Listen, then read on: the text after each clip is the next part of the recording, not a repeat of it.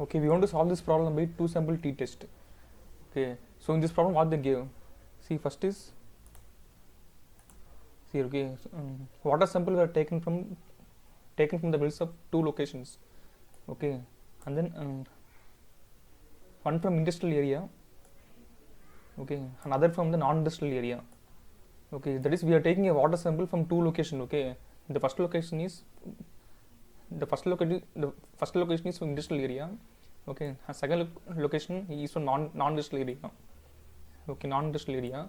The samples are analyzed for lead content. Okay, so from the water we are analyzing the lead content. Okay, the following data were obtained. Okay, so in the industrial area we are taking a sample of size 25. Okay, so we are taking 25 water samples. Okay, and the mean of that sample is 30. Okay, and standard deviation is 8. Okay, and similarly in the non-industrial area, okay, we are taking a water sample of say 25, and sample mean of that sample is 10.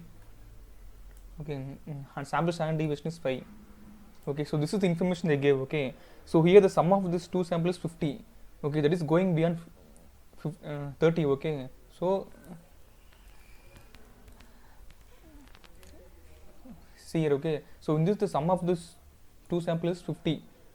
Okay, so we cannot apply the t-test. Okay, but here they are saying we want to apply the two sample t-test. Okay, so here we want to test the hypothesis that the average lead concentration in the groundwater of industrial area exceeds the non-industrial area. Okay, so here we want to test the hypothesis that the average lead concentration in the groundwaters of industrial area exceeds the non-industrial area. Okay, so here they gave the alternate hypothesis. Okay, so this hypothesis is alternate hypothesis. Okay, because the industrial area exceeds, okay, exceeds means more than the non-industrial area. Okay, so in this problem they gave alternate hypothesis. Okay, see here. Okay, null hypothesis is the average lead concentration in groundwater of industrial area and non-industrial area are same. Okay, so this is null hypothesis. An alternate hypothesis is average lead concentration in groundwater of industrial area exceeds that of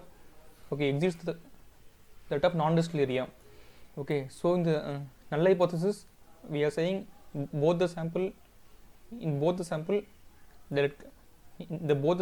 the average lead concentration is same. Okay, and in the alternate hypothesis we are saying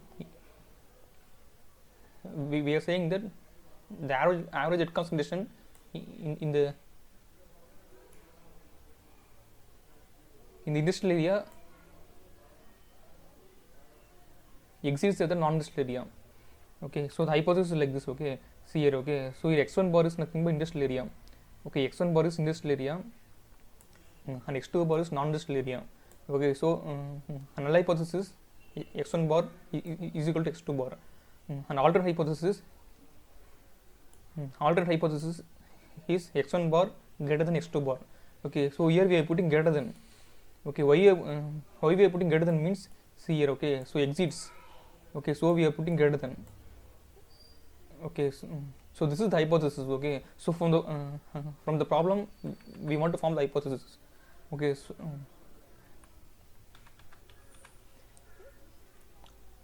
test statistic is this one. Okay, t is equal to x1 bar minus x2 bar and s root of 1 by n1 plus 1 by n2. Okay, so and sample standard deviation and sample variance formula is this one. Okay, so if you put the value, okay, that is n1, first sample is 25. Okay, so 24 into 64. Okay, 24 into 64 plus 24 into 25 and divided by 48. Okay, so this 48 is degree of freedom. Okay, this 48 is degree of freedom. Okay, because this 48 is n1 plus n2 minus 2. Okay, so this is degree of freedom. 48 is degree of freedom, and the value of s is 6.67 value of S value. Okay, sample standard deviation values, that is pooled sample and pooled sample standard deviation value is 6.67. Okay, so if you apply this in the formula, you will get the t calculated value. Okay, and the t calculated value is 10.6. Okay, t calculated value is 10.6. Okay, and next we want to find the t table value. Okay, how to find this t table value? See here.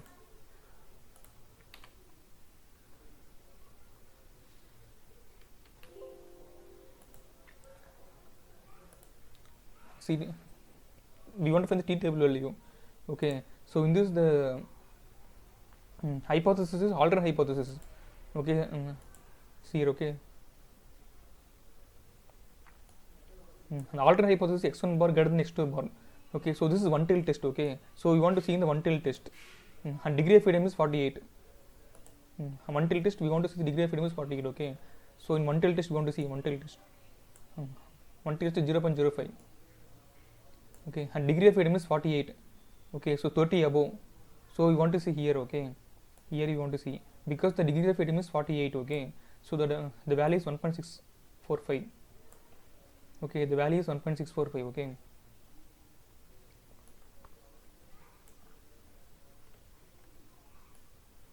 okay, and the value is 1.645.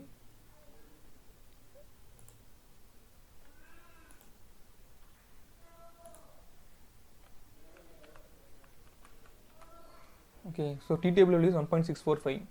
T table value.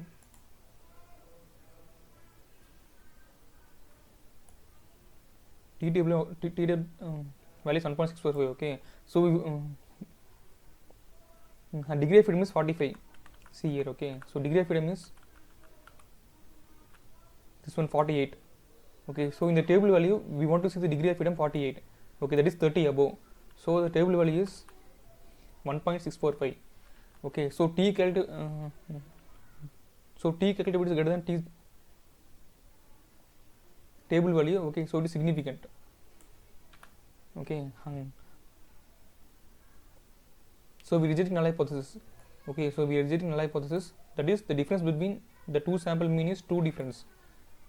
Okay, the meaning is the average lead concentration in groundwaters of industrial area exceeds that of non-industrial area. Okay, so this is the inference. Okay, because the t calculated value is greater than t table value, so it is significant. Okay, that is we are rejecting the null hypothesis. Okay, we are rejecting null hypothesis, that is the difference between the two sample mean is 2 difference. Okay, then thus the average lead concentration in the groundwater of industrial area exists at a non-industrial area. Okay, so this is the conclusion.